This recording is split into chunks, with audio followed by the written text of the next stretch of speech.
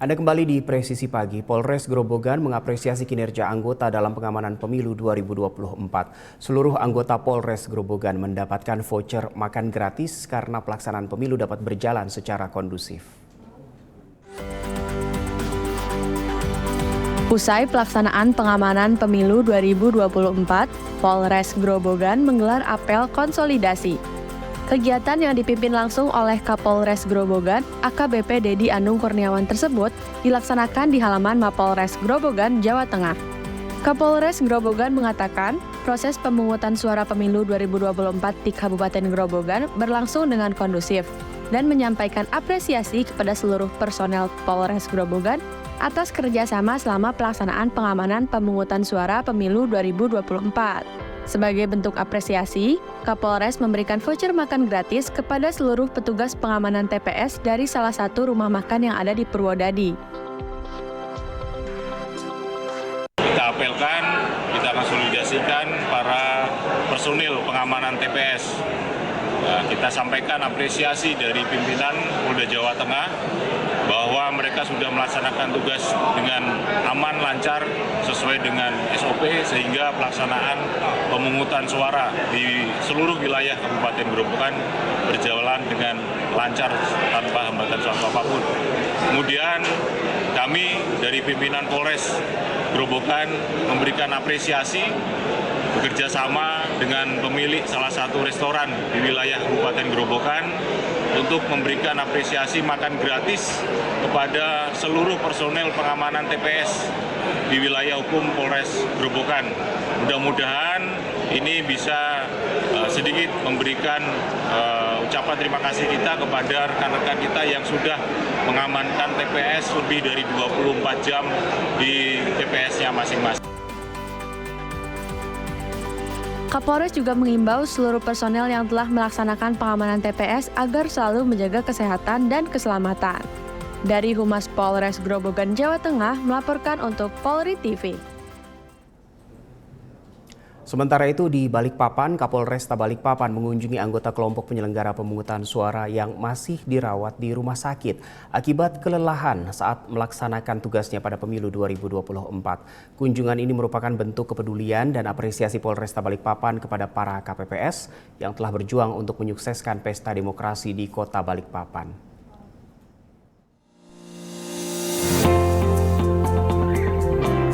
Kapolresta Balikpapan Kombes Pol Anton Firmanto didampingi beberapa pejabat utama Polresta Balikpapan membesuk anggota KPPS yang masih dirawat di rumah sakit akibat kelelahan saat melaksanakan tugasnya pada pemilu 2024 kemarin. Kapolresta Balikpapan mengatakan kedatangannya ini untuk menyampaikan apresiasi dan dukungan kepada para KPPS yang telah berjuang untuk menyukseskan pesta demokrasi di Kota Balikpapan. Kapolresta juga mengapresiasi kinerja dan dedikasi para KPPS yang telah menjalankan tugasnya dengan baik dan profesional, serta mengucapkan terima kasih kepada semua pihak yang telah mendukung dan membantu pelaksanaan pemilu di Kota Balikpapan dengan aman dan damai. Ini kita mengunjungi atau biasa membesuk teman-teman kita yang sudah berjuang melaksanakan kegiatan pengamanan atau penyelenggaraan pemungutan suara. Ada beberapa yang tadi dirawat di rumah sakit, ya kita dari Polresta Balikpapan mencoba memberikan support kepada mereka untuk tetap semangat supaya mereka kembali sehat sedia. Ada datanya, ada beberapa yang dari mulai pemungutan suara kemarin mungkin ada sekitar 10 lebih. Namun berangsur-angsur mereka sudah ada yang pulang, sudah kembali ke keluarganya. Nah, barusan kita tengok ini di rumah sakit Kaliyoso ada 1 orang dan kemudian juga di rumah sakit Balikpapan baru ada 1 orang. Untuk diketahui saat ini kondisi kesehatan anggota KPPS yang masih dirawat kondisinya terus membaik dan dalam waktu dekat ini mereka sudah bisa meninggalkan rumah sakit.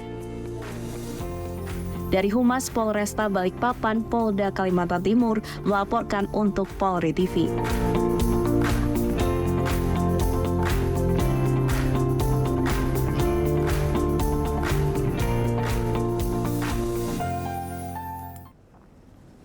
Di luar negeri, rekapitulasi suara hasil Pileg dan Pilpres di luar negeri termasuk Amerika Serikat dimulai bersamaan dengan penghitungan suara di tanah air, yakni pada 14 Februari. Ini untuk pencoblosan di TPS.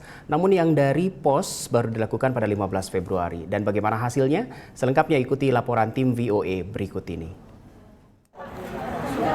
Inilah suasana rekapitulasi suara oleh panitia pelaksana pemilu luar negeri di 6 kota Amerika Serikat, yakni Los Angeles, San Francisco, Houston, Chicago, New York, dan Washington DC. Di Washington DC, panitia menghitung suara selama 2 hari, surat suara yang dicoblos di TPS pada 14 Februari, lalu suara melalui pos pada 15 Februari. Para saksi tampak puas dengan hasil pemilihan umum di Washington DC, meski jumlah suaranya relatif kecil. Ya, yang kita harapkan untuk kedepannya lagi kita bisa mendapatkan voter lebih banyak lagi gitu. Mungkin kita lebih banyak untuk melakukan knock the door lah kayak gitu.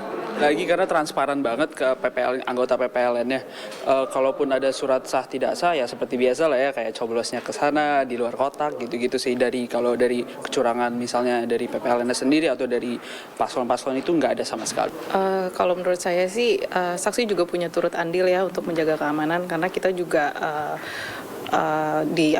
diperbolehkan untuk melihat semuanya gitu. Dari awal tadi buka pintu suara kan pintunya dikunci pakai pin segala macam. Sama sekali di sini dan ya teratur.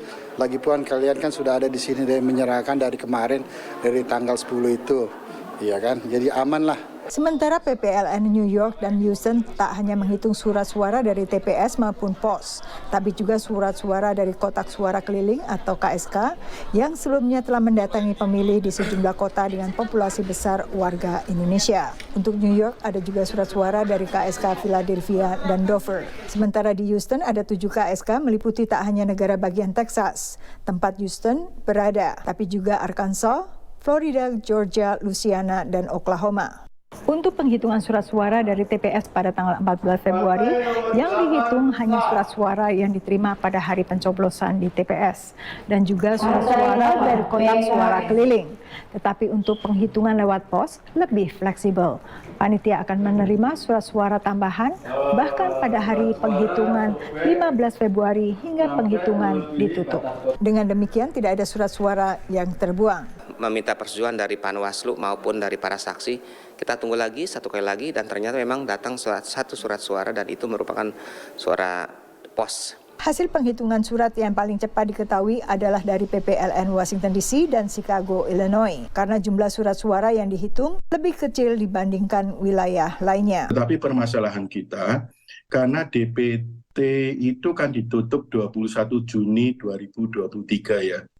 Jadi dengan jangka waktu 8 bulan, masyarakat kita ini cukup mobilitasnya itu tinggi. Jadi banyak yang sekolah, yang sudah lulus. Sementara PPLN lain perlu waktu lebih lama karena banyaknya jumlah surat suara dari pos yang baru mulai dihitung Kamis waktu setempat. Demikian laporan tim VOA. Polda Kepulauan Bangka Belitung melakukan penanaman 1.300 pohon mangrove di lahan pasca tambang timah di kawasan Lintas Timur, Kecamatan Merawang, Kabupaten Bangka pada hari Rabu 21 Februari 2024. Giat penanaman pohon ini dipimpin Kapolda Kepulauan Bangka Belitung Irjen Pol Tornagogo Sihombing beserta pejabat utama dan personel Polda Bangka Belitung. Selain mengajak masyarakat untuk ikut membudidayakan menanam pohon, giat ini juga untuk melestarikan lingkungan hidup di wilayah Bangka Belitung. Kegiatan ini serentak dilakukan di 7 Polres dan Polresta di jajaran Polda Bangka Belitung.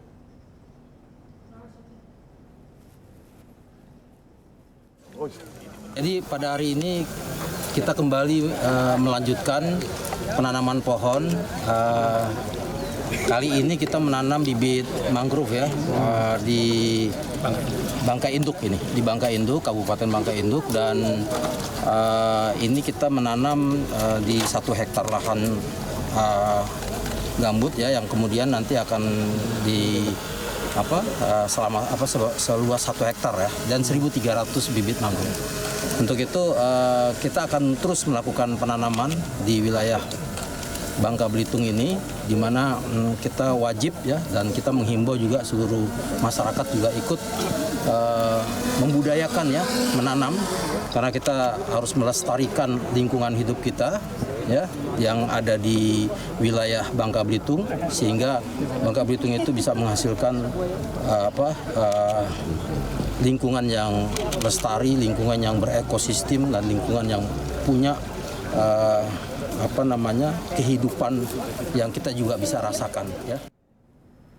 Kita ke informasi lainnya, Polres Palopo memberikan bantuan beasiswa kepada 2 mahasiswi IAIN Palopo. Beasiswa ini diberikan Polres Palopo bagi mahasiswa yang ingin melanjutkan studinya namun terkendala ekonomi. Beasiswa ini diharapkan menjadi motivasi bagi mahasiswa untuk berkembang, berinovasi, dan menjadi agen perubahan positif bagi masyarakat, bangsa, dan negara.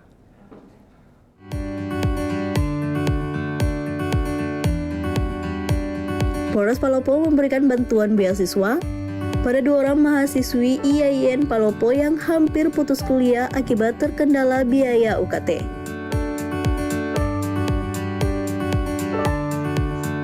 Bantuan itu mendapat apresiasi dari sang rektor dan juga penerima beasiswa. Mengucapkan terima kasih banyak kepada Keluarga Besar Kepolisian Negara Republik Indonesia, khususnya Polres Kota Palopo yang sudah berkenan membantu anak-anak kami dalam hal pemberian biaya pendidikan.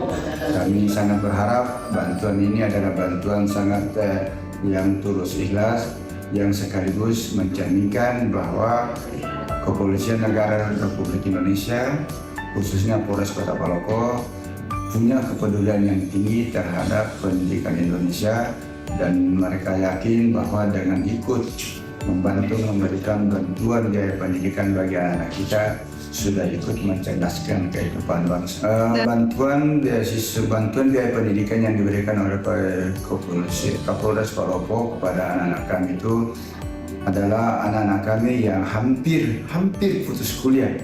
Tetapi dengan adanya bantuan ini mereka punya semangat lagi. Yang penerima bantuan tadi 2 orang itu adalah mahasiswa yang secara potensial akademiknya sangat bagus, hanya karena berlatar belakang keluarga yang sangat tidak mampu. Salah seorangnya itu adalah yatim piatu. Dengan adanya bantuan dari Polres Palopo ini mereka sangat terbantu.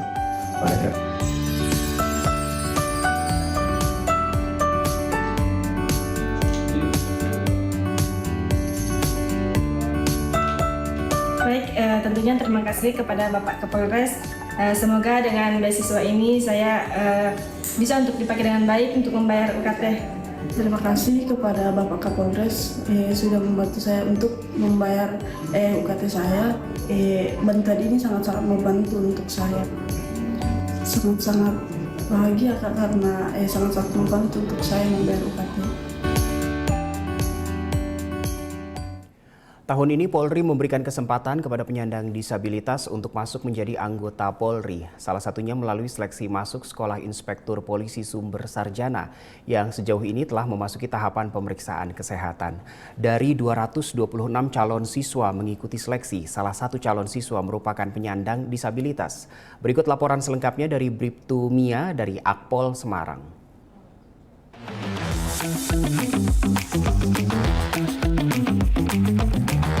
Teman-teman sekalian, kita semua tahu prinsip penerimaan Polri adalah betah, bersih, transparan, akuntabel, dan humanis. Tahun ini, Polri memberikan kesempatan kepada penyandang disabilitas untuk bisa mengikuti seleksi sebagai anggota Polri dan mengabdi kepada negara. Kita langsung saja ngobrol dengan salah satu pesertanya. Halo Kak, boleh kita ngobrol dulu ya? Boleh perkenalan dari nama, Polda Pengiriman, dan asal jurusannya. Perkenalkan, nama saya Damara Bisma Suganda, asal pengiriman dari Polda Jawa Tengah. Saya jurusan bimbingan konseling. Dan saya dengar-dengar kakaknya ini adalah atlet ya? Boleh disebutkan prestasinya? Di tahun 2018 dapat medali perak. di nomor 800 meter. Oh, pelari nggih. Ya, oke Kak. Saya mau nanya Kak, untuk motivasinya untuk bisa mengikuti seleksi anggota Polri ini apa? Sejujurnya menjadi anggota Polri itu cita-cita saya kecil. Karena ada keterbatasan mungkin kan nggak bisa. Kan juga dengar-dengar kan harus benar-benar secara fisik sehat. Ya. Untuk tahun ini, alhamdulillah ada SIPSS untuk disabilitas. Sangat senang sekali. Lalu untuk tanggapannya nih tahun ini dengan adanya penerimaan Polri penyandang disabilitas, tanggapannya Bapak bagaimana? Senang sih, bangga. Soalnya kami teman-teman disabilitas diperhatikan. Oke, semoga berhasil dan bisa menjadi anggota Polri mengabdi kepada negaranya, Kak. Makasih, Kak. Ya, sekian untuk wawancara hari ini. Kita lanjutkan lagi untuk besok.